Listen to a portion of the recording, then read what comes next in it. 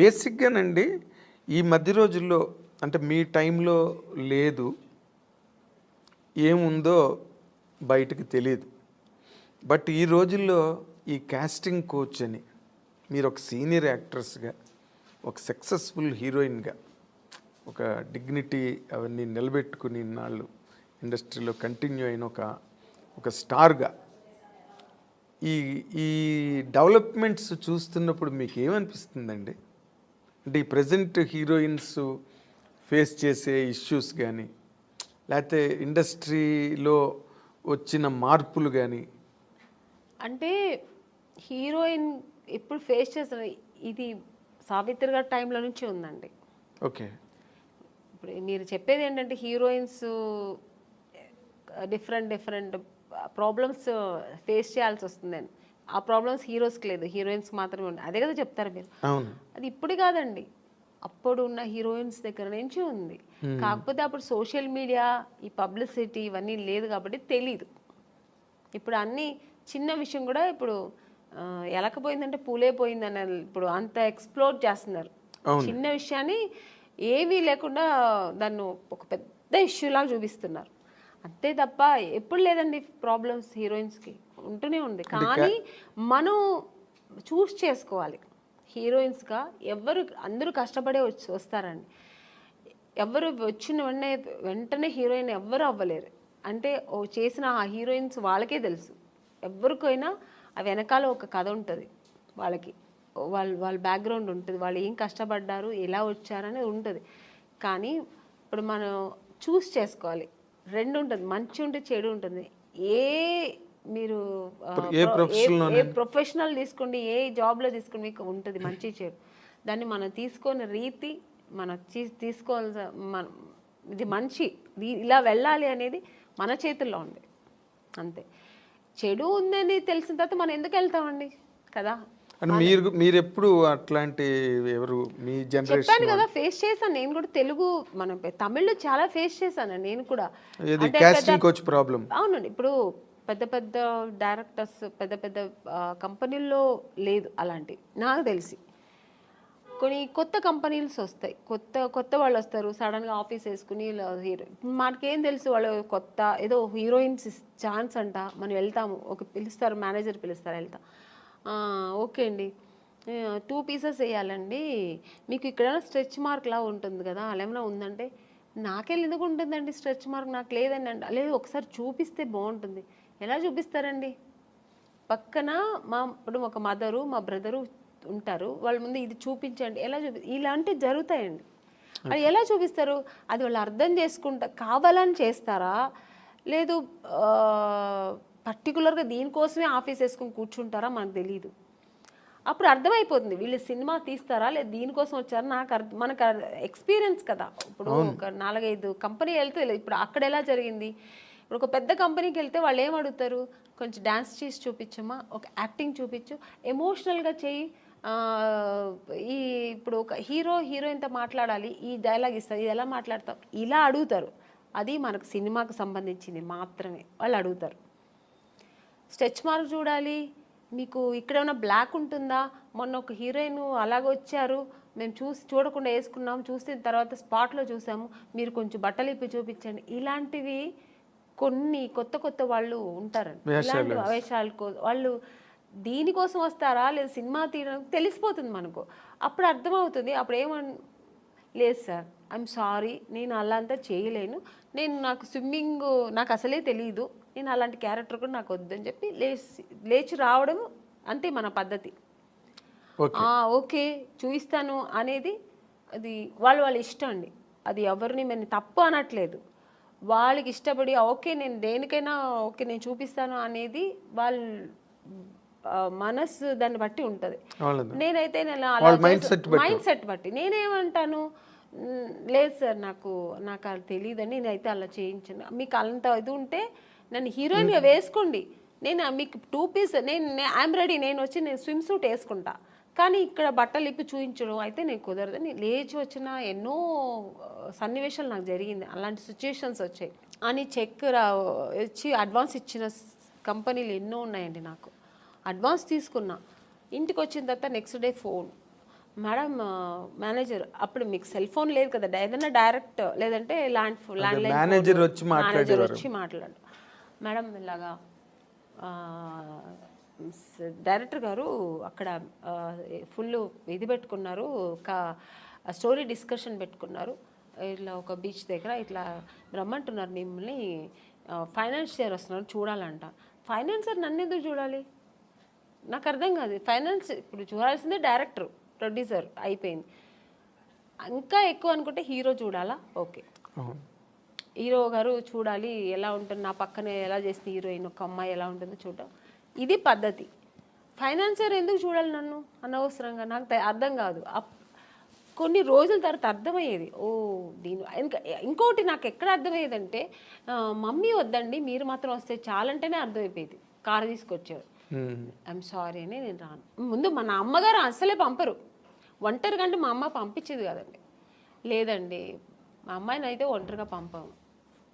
మా అమ్మ ఒక్కటే అన్నదండి, సినిమా హీరోయిన్ అవ్వాలా అనుకున్నావు, నాన్నగారి దగ్గర పర్మిషన్ తీసుకుని వచ్చాము, లేదు అప్పుడు ట్రై చేస్తున్నాం, అప్పుడు ట్రై చేసే టైంలో ఓకే దొరికితే చేద్దాం, లేదంటే ఉండే ఉంది మనకు బెంగళూరులో మాకు ఇల్లు ఉంది, హ్యాపీగా అక్కడ వెళ్ళి జాబ్ చేస్తా, లేదు చదువుతావు చదువు, పెళ్లి చేస్తానో చేస్తా. ఇన్ని ఆప్షన్ ఉన్నప్పుడు మనకు అనవసరం, నువ్వు హీరోయిన్ అవ్వాలా మనం దానికోసం కష్టపడతాం, ఇంకా అడ్డతోవలు తొక్కనక్క అని మనకు అనవసరం.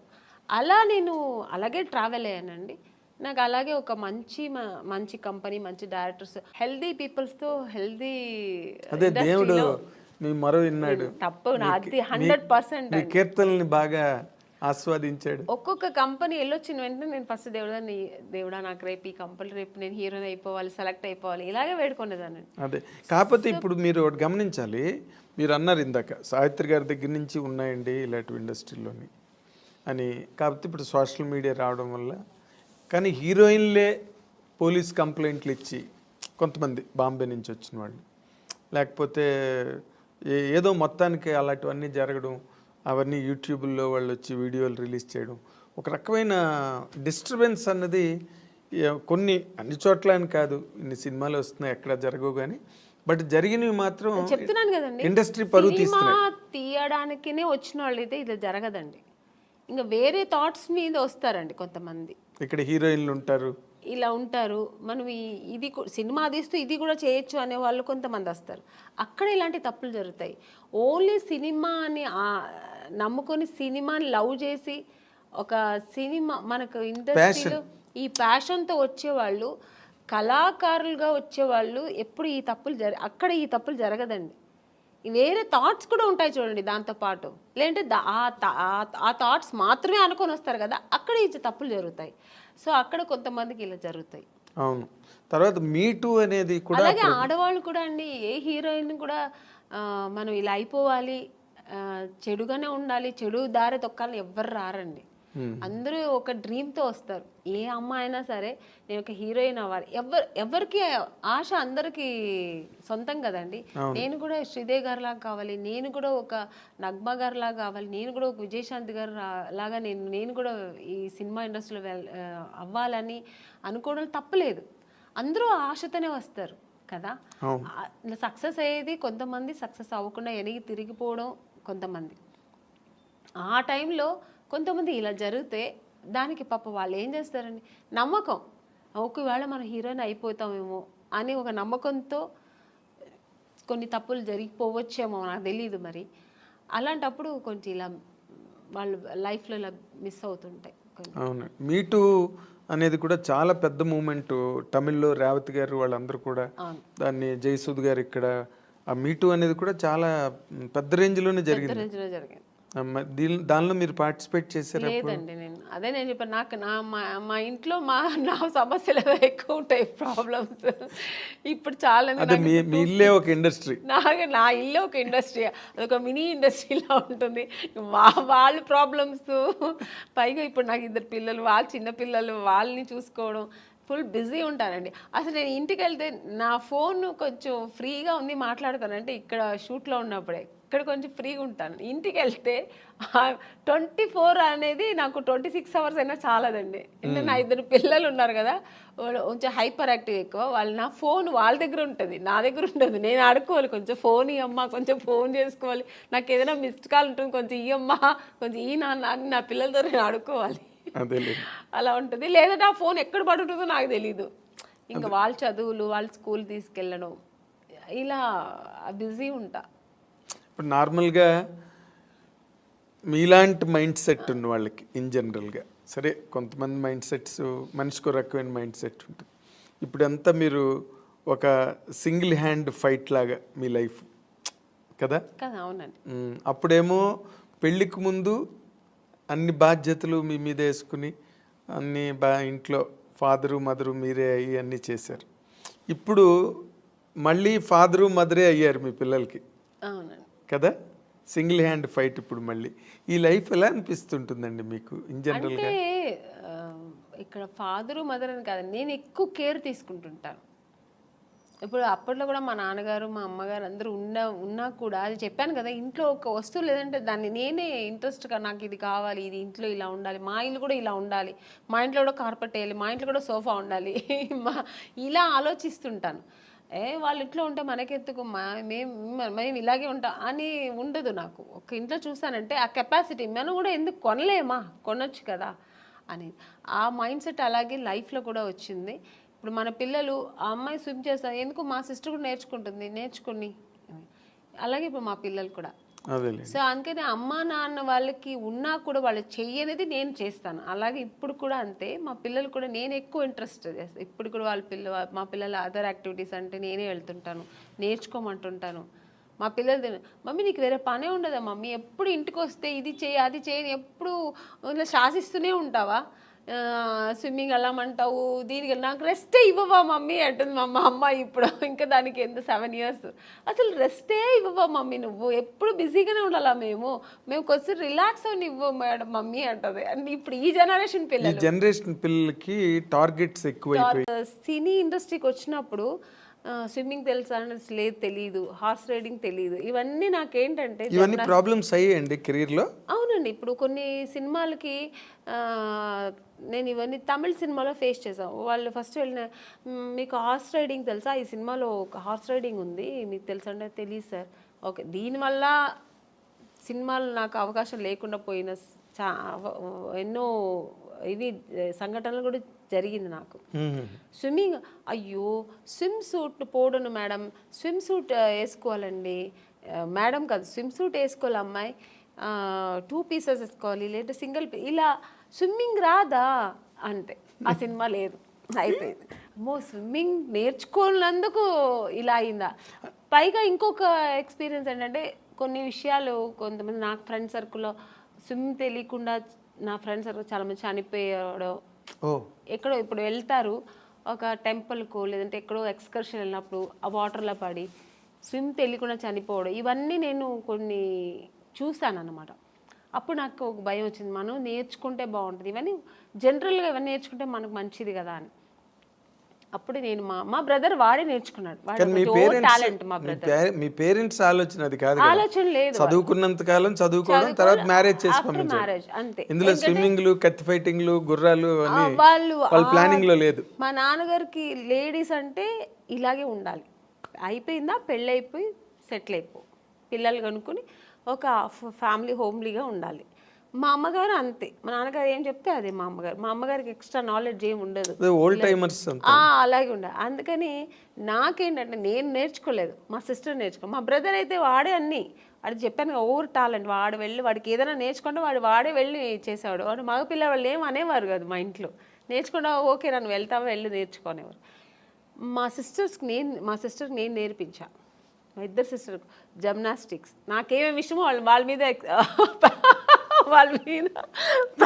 చెయ్యండి అని చెప్పి నేను వాళ్ళని ఫోర్స్ చేసేదాన్ని. వాళ్ళు మార్నింగ్ పొద్దున అమ్మ స్విమ్మింగ్, అమ్మ అక్క పొద్దున్న 5 o'clock స్విమ్మింగ్ ఏందక్క, నాకు తెలియదు, వెళ్ళు, నేను డబ్బులు కట్టేసాను, వెళ్ళు స్విమ్మింగ్. ఈరోజు వాళ్ళకి ఎంత అంత హ్యాపీ అంటే మరి వాటి వల్ల వాళ్ళకి ఏమైనా ఉపయోగం జరిగిందండి? అవునండి. ఇప్పుడు ఒక స్విమ్మింగ్ తెలుసా అంటే అంటే సినిమా కెరీర్ ఏమైనా వచ్చారు? లేదండి, సినిమా కోసం అన్న అవసరం ఇప్పుడు స్విమ్మింగ్ సినిమాకనే కాదు కదండి. ఒక ప్లేస్కి వెళ్తాము, అందరూ స్విమ్ చేస్తారంటే దాంట్లో మనం వెళ్ళి నాకు స్విమ్ తెలుసు అంటే ఎంత గర్వంగా ఉంటుంది కదా. అంటే సినిమా మీకు ఇష్టం కాబట్టి, నాకు ఇష్టం కాబట్టి దాన్ని ఎక్కువ ఎంకరేజ్ చేశారు. జిమ్నాస్టిక్, మా సిస్టర్కి జిమ్నాస్టిక్, పియానో, మ్యూజిక్ అవగాహన ఉండాలి, ఇవన్నీ తెలియాలి వాళ్ళకి, జనరల్ నాలెడ్జ్ ఇవన్నీ తెలియాలి అని నేను అవన్నీ వాళ్ళకి నేర్పించి పంపించేదాన్ని. చదువు ఒక్కటే కాదు, ఇవి కూడా నేర్చుకోవాలి. బట్ టోటల్ గా ఫాదరు, మదరు, సిస్టరు మీరే 3 పాత్రలు, 3 పాత్రలు త్రిపాత్ర అభినయం. సినిమాల్లో చేయలేదు కానీ అనేది నన్ను పిచ్చి టార్చర్ పెట్టేదాన్ని కదా, నువ్వు నన్ను ఇది లేవు, ఇది నేర్చుకో, అది నేర్చుకోవాలని అని అంటుంటుంది ఇప్పుడు కూడా. అదే మీరు సినిమా కెరీర్ లో చెయ్యింది ఫ్యామిలీ కెరీర్ లో చేశారు. చేశాను త్రిబుల్ రోల్ అన్ని చేశాను. వాళ్ళందరూ అలాగే అప్పుడు వాళ్ళకి కష్టం అనిపించవచ్చు, కానీ ఇప్పుడు వాళ్ళు హ్యాపీగా ఫీల్ అవుతారు. అన్నీ మా ఒక తల్లి స్థానంలో నాకు అన్నీ చేసింది మా అక్క అని ఇప్పుడు వాళ్ళు ఫీల్ అవుతుంటారు. ఓకే, ఇప్పుడు ఈ సంతృప్తేనా వాళ్ళ వైపు నుంచి మీకు ఏమైనా అంటే మీరు నార్మల్గా ఎప్పుడైనా ఫైనాన్షియల్ క్రంచ్ వచ్చినప్పుడు కానీ, లేకపోతే ఎప్పుడైనా అటువంటి ఇబ్బంది ఎప్పుడైనా మీకు కలిగినప్పుడు వాళ్ళు మీకు సపోర్ట్గా ఉన్నారండి ఆ టైంలో? సపోర్ట్ అంటే నాకు దేవుడు ఒక పరిస్థితి ఇవ్వలేదండి భగవంతుడు నాకు. బట్ అలాంటి పరిస్థితి చేస్తారండి, అలాంటి పిల్లలే వాళ్ళు, మా సిస్టర్స్ కానీ మా బ్రదర్ కానీ నాకు ఎప్పుడు బ్యాక్ ఉంటారు. నేను ఉన్నాను కదా, నీకెందుకు, ఏమైనా అయితే నేను చూసుకుంటా అన్నట్టుగా మా బ్రదర్ కానీ, మా బ్రదర్ ఇప్పుడు ఏముంటాను, ఎందుకంటే నాకు కొంచెం లేట్గా పిల్లలు అయ్యారు, చిన్న పిల్లలు ఇప్పుడు నాకు ఎప్పుడైనా హెల్త్ ఇష్యూస్ వస్తే కూడా నేను వాటితో షేర్ చేస్తుంటా.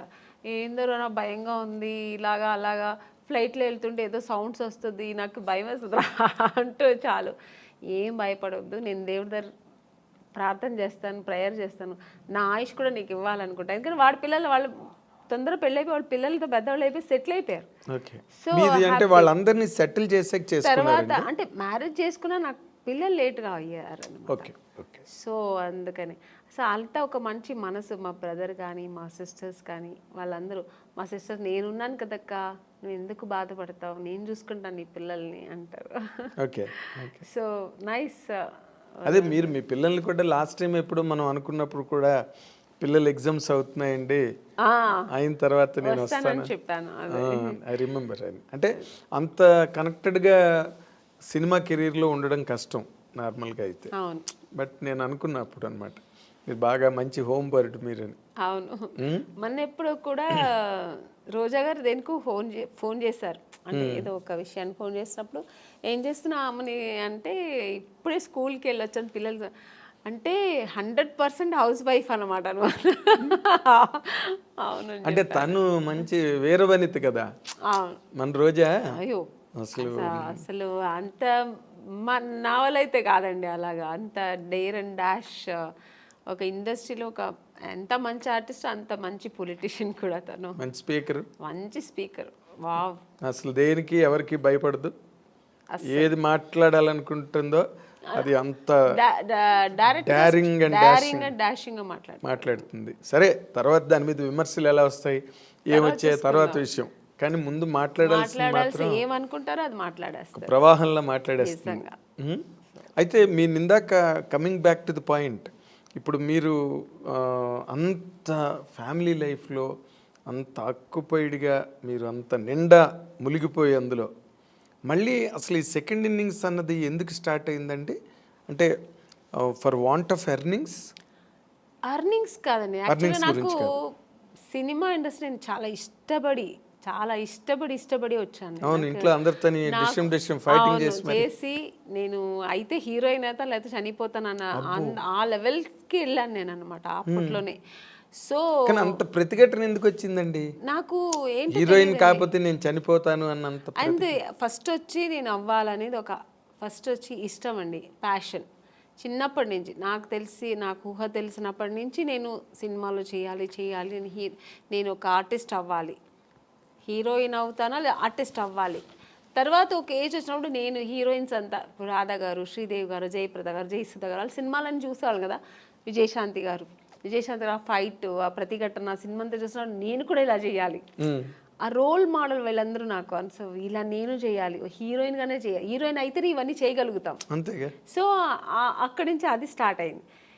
ఇండస్ట్రీకి వచ్చి ట్రై చేసినప్పుడు ఫెయిల్యూర్ వెళ్ళినప్పుడు మనం ఏమనుకుంటాం, మేము అందంగా ఉన్నాము, మాకు అన్నీ తెలుసు, వెళ్ళిన వెంటనే రామ్మ నువ్వు ఈ సినిమాలో నువ్వే హీరోయిన్ అని రెడ్ కార్పెట్ వేసి వెంటనే ఇచ్చేస్తారా అని ఒక ఊహలో వస్తాం. నేనే కదా, అందరూ వచ్చేవాళ్ళు అలాగే వస్తారు. సో ఒక డ్రీమ్తో వచ్చినప్పుడు ఇక్కడ వచ్చిన తర్వాత ఇప్పుడు ఒక మౌంటైన్ ఉందండి, అది ఇక్కడ దూరం నుంచి చూస్తే అది చాలా అందంగా ఉంటుంది. దగ్గర వెళ్ళిన తర్వాత ఎన్ని రాళ్ళు ఉన్నాయి, ఎన్ని ముళ్ళు ఉంటాయి, దాన్ని అక్కడ ఎక్కడానికి ఎంత కష్టం ఉంటుందనే తర్వాత తెలుస్తుంది. అది అందుకే దూరపు కొండలు నునుపు అంటారు కదా, అలాగే నాకు కూడా నేను అలా అనుకుని వచ్చాను. తర్వాత ఇక్కడ వచ్చిన తర్వాత సో అంత ఈజీ కాదు అనిపించింది. ఇప్పుడైనా మనకి ఇండస్ట్రీ చాలా ప్లాట్ఫామ్స్ ఉంది. ఒకవేళ హీరోయిన్ అవ్వలేదు, ఒక 4-5 సినిమాలు ట్రై చేసాం, దొరకలేదు అనుకోండి, ఓకే లేకపోతే ఏంటి మనం ఏదో చేసుకుందాం, యాంకర్ అవ్వచ్చు, దాంట్లో ట్రై చేయొచ్చు, సీరియల్ హీరోయిన్ అయిపోవచ్చు, చాలా ఉన్నాయి ఇప్పుడు మనకు ఆప్షన్స్ ఎక్కువ ఉన్నాయి. మోడలింగ్ చేయొచ్చు, దానికి తగినట్టుగా మనం మన బాడీని చేసుకుని మోడలింగ్ చేయొచ్చు. ఇలా చాలా ఆప్షన్స్ ఉన్నాయి. నేను వచ్చినప్పుడు ఇండస్ట్రీ ఓన్లీ హీరోయిన్ చేయాలి, లేదంటే సిస్టర్ రోల్, మదర్ రోల్, ఆ ఏజ్లో సిస్టర్ రోల్, లేదంటే ఫ్రెండ్స్ రోల్, ఇలాంటి తప్ప ఆప్షన్ లేదు, ఇంటికి వెళ్ళిపోవాల్సిందే. నాకేమో అది ఇష్టం లేదు, నేను చేస్తే హీరోయినే చేయాలి. అలాంటప్పుడు ఎన్ని కష్టాలు నేను ఎదుర్కోవాల్సి వస్తుంది. అవును, మనం కండిషన్స్ పెట్టుకుంటే కష్టాలే. సో అది అప్పుడు అసలు ఎక్కువ కష్టాలు ఫేస్ చేశారండి బిగినింగ్ లో? తప్పకుండా, ఎందుకంటే నాకు చెన్నైలో ఎక్కువ తమిళ్ ఇండస్ట్రీలోనే ఎక్కువ నేను ట్రై చేశాను. నాకు అప్పుడు తెలుగు టచ్ లేదనమాట. అక్కడ తమిళ్లో ట్రై చేసేటప్పుడు మా నాన్నగారు ఫ్రెండ్, ఫ్యామిలీ ఫ్రెండ్, ఆయనకు కూడా తమిళే తెలుసు, ఆయనకి తమిళ్ అతనే ఆయన కాబట్టి తమిళ్ ఇండస్ట్రీకే ఆయన నన్ను చుట్టి తీసుకెళ్ళేవారు అనమాట. కంపెనీస్ అక్కడ ఉన్నారు ఎల్లమ్మ అక్కడ. సో ఇవన్నీ అక్కడ ఫేస్ చేశాను. బట్ నేను తెలుగులో ఫేస్ చేయలేదు, డైరెక్ట్ హీరోయిన్ అయిపోయాను. నేను అనుకొని వచ్చాను కదా, అది ఇక్కడ దొరికింది. అక్కడ చాలా కష్టమైంది. అంటే ఇక్కడ వచ్చేప్పటికి చాలా ఎక్స్పీరియన్స్ అయింది నాకు. అంటే అక్కడ ఒక ఎస్టాబ్లిష్డ్ పొజిషన్కి వచ్చాక కదా ఇక్కడికి వచ్చాను. అక్కడ ఎస్టాబ్లిష్ అవ్వలేదు, చేస్తున్నప్పుడే అంటే హీరోయిన్ ఛాన్స్ దొరికింది. నేను పడిన కష్టాలకి హీరోయిన్ ఛాన్స్ దొరికింది. బట్ నేను 100% అక్కడ సక్సెస్ అవ్వలేదు, ఇక్కడ సక్సెస్ అయ్యాను.